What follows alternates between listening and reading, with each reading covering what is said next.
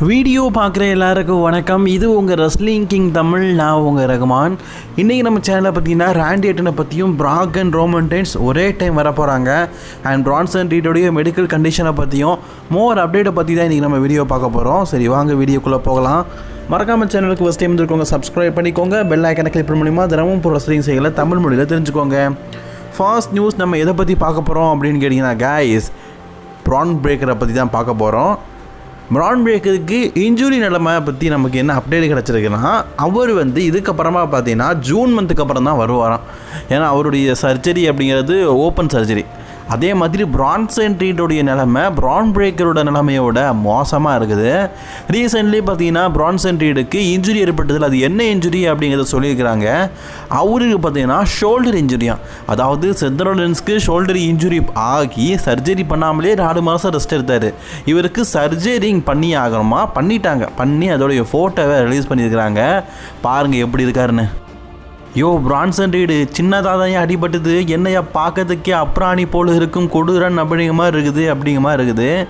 பார்க்கறதுக்கே பார்த்தீங்கன்னா பிரான்சன் ரீடை பாவமாக தான் இருக்குது. பிரான்சன் ரீட் பார்த்தீங்கன்னா இதனால் கண்டிப்பாக பார்த்தீங்கன்னா ரெஸ்லிங்க்கு வரதுக்கு மினிமம் பார்த்தீங்கன்னா 1 year ஆகும் அப்படிங்கிறது தெரிஞ்சிருக்குது. ஏன்னா முழுக்க பார்த்தீங்கன்னா ஓப்பன் சர்ஜரி கையில் பண்ணியிருக்கிறாங்க. டிஸ்லோகேஷன் ஆயிடுச்சு, இருந்த இடத்த விட்டு ஜாயிண்ட் பார்த்தீங்கன்னா விலகிருச்சு.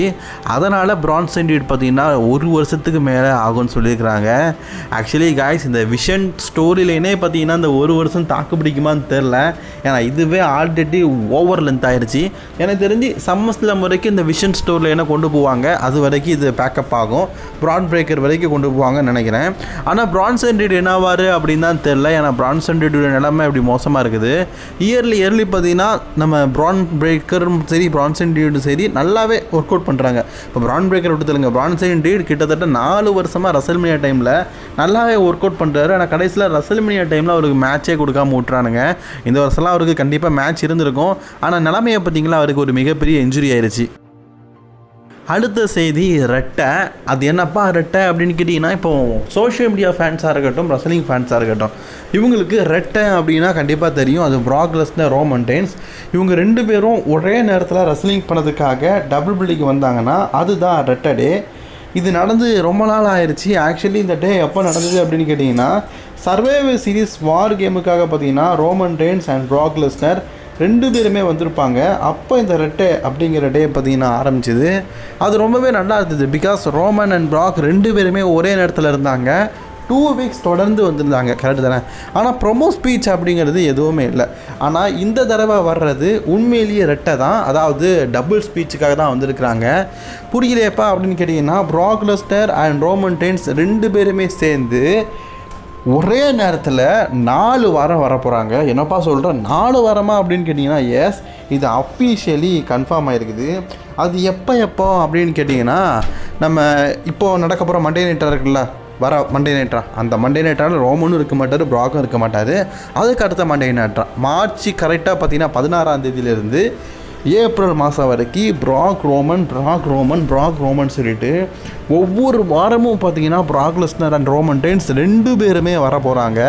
இது கண்டிப்பாக நான் சொன்ன உடனே எல்லாருக்குமே சந்தோஷமாக இருக்கும். குறிப்பாக Brock Lesnar and Roman Reigns fans. ராவை இவ்வளோ நாள் நம்ம சாதாரணமாக பார்த்துட்டு இருக்கோம். பட் ஆனால் இவங்க 2 பேரும் ஒரே நேரத்தில் மண்டே நைட்டாக வரும்போது அது அல்ட்ரா ப்ரோ மேக்ஸாக இருக்கும்.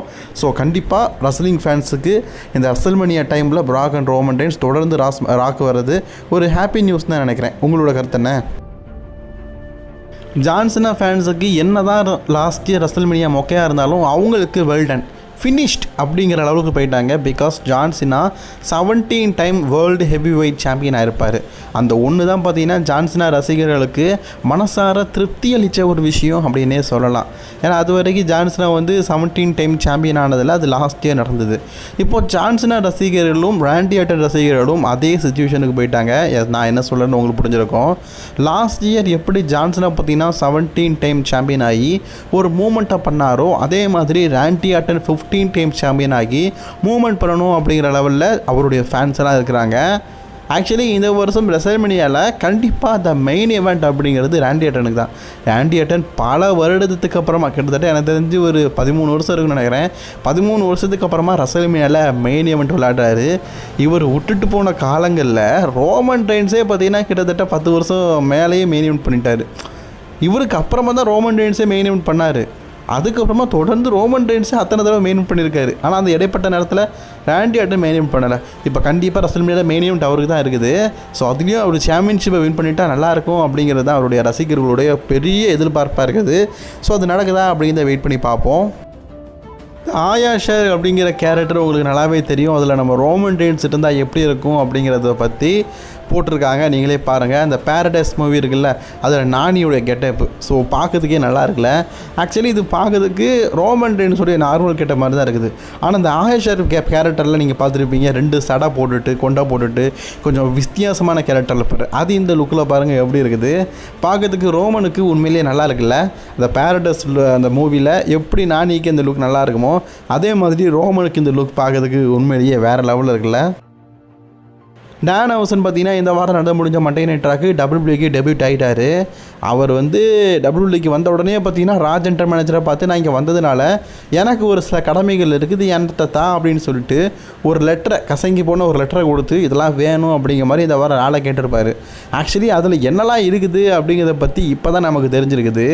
அதெல்லாம் என்னது அப்படிங்கிறத பற்றி சொல்லியிருக்கிறாங்க. அந்த கசங்கி போன பேப்பரில் என்னெல்லாம் எழுதிருக்குன்னா டேன் சொல்லிட்டு தனியாக ஒரு ஃப்ளைட் வேணுமா. இவர் எங்கே போனாலும் தனியாக தான் போகணுமா. 2வது விஷயம் இவர் ஹால் ஆஃப் ஃபேம் ஆக்கிடணுமா. அவ்வளோ பெரிய ஆளா. 3வது இவர்களுக்கு பெண்கள் வேணுமா. 4வது பார்த்தீங்கன்னா ட்ரிபிள் ஹைட்ஸ் கிட்ட ஃபோட்டோ எடுக்கிற மாதிரி ஒரு சாம்பியன்ஷிப் வேணுமா. இந்த 4 விஷயத்தை பார்த்தீங்கன்னா டிமாண்டாக நம்ம டேன் வச்சுருக்காராம். நீ ஆட்டுறதுக்கு தம்பியாக இருப்ப போல இருக்குதே. சரி, ஆட்டுறது தம்பின்னு சொல்லும்போது ஆட்டுறதோட ஞாபகம் வருது. அவரை பற்றின ஒரு செய்தியும் இருக்குது. ட்ரூத் லாஸ்ட் டைமாக பார்த்தீங்கன்னா முடியெல்லாம் வெட்டி, ஆக்சுவலி அவருக்கு முடி சடை போட்டு தான் இருக்கும். அந்த சடையெல்லாம் வெட்டி டோட்டலி பார்த்தீங்கன்னா ஒரு நியூ லுக்கில் இருக்க மாதிரி WWEக்கு வந்திருப்பார். அந்த கேரக்டரை WWE பார்த்தீங்கன்னா வாய்ப்பு எதுவுமே கொடுக்கல, சும்மா வச்சுக்கிட்டாங்க அம்மட்டு தான். ஏன்னா அந்த கேரக்டருக்காக ட்ரூத் எவ்வளோ மெலக்கண்டுப்பட்டார். இதுவே வின்ஸ் மிக்மனாக இருந்தால் கோஃபி மேனியா மாதிரி ட்ரூத் மேனியான்னு சொல்லிட்டு ஒன்று நடத்திருப்பார் அந்த டைமில். ஆனால் ட்ரிபிள் ஹெச் அப்படிலாம் நடத்தலை. ட்ரூத்துக்கு மொட்டை அடித்ததோட மொத்தமாக மொட்டை அடிச்சிட்டாரு. அதான் நம்ம ஊரில் சொல்லுவோம்ல, மொத்தமாக மொட்டை அடிச்சிட்டியான்னு. அந்த உண்மையான மொட்டையடி அப்படிங்கிறது பார்த்திங்கன்னா ட்ரூத்துக்கு தான் பண்ணாங்க. சரி, இப்போ நம்ம மேட்ருக்கு வருவோம். ட்ரூத் பார்த்திங்கன்னா அதெல்லாம் தாண்டி இப்போ அவருடைய லுக்கை பார்த்திங்கன்னா சேஞ்ச் பண்ணியிருக்கிறாரு. அதாவது அங்கே இங்கேன்னு சொல்லிட்டு ரோடு போட்ட மாதிரி முடியெல்லாம் வச்சுருந்தார்ல, அதை டோட்டலி பிளெண்ட் பண்ணிட்டார். அதாவது நீங்கள் என்னையா மொட்டை அடிக்கிறது, எனக்கு நானே மொட்டை அடிச்சுக்கிறேன்னு சொல்லிட்டு ட்ரூத் தனக்கு தானே பார்த்தீங்கன்னா மொட்டை அடிச்சிட்டாரு. அந்த லுக்கை பார்த்தீங்கன்னா சோஷியல் மீடியாவில் ஃபோட்டோவாக எடுத்து ரிலீஸ் பண்ணியிருக்காரு. பார்க்கறதுக்கே கொஞ்சம் டிஃப்ரெண்ட்டாக தான் இருக்குது. ஏன்னா ட்ரூத் நம்ம இதுக்கு முன்னாடி முடி வச்சு பார்த்துருக்குறோம். சரி, அதுக்கப்புறமா கொஞ்சம் லைட்டாக இருந்து பார்த்துருக்குறோம். அப்போ கூட ஒரு கேப்பு போட்டு தான் வருவார். நமக்கு இந்த பழைய லுக்கு தான் ஞாபகம் வரும். இப்போ முழுக்க பார்த்திங்கன்னா முளைக்கட்டைன்னு சொல்லிட்டு மொட்டை அடித்து வச்சுருக்காரு. ட்ரூத்து, உனக்கு தான் முடி அப்படியே சடையப்ப மல்லர் மாதிரி வளர்ந்ததையா, எதுக்கியா வெட்டினேன்? பார்க்கறதுக்கே ஏதோ வினோத ஜன்னத்தில் இருந்து வந்த வினோத பிறவி மாதிரி இருக்குது. கரெக்டு தானே? உங்களோட கருத்துக்களை கமெண்ட் பண்ணிக்கோங்க. தொடர்ந்து வீடியோ பார்க்க சேனலில் சப்ஸ்கிரைப் பண்ணிக்கோங்க. Bye friends.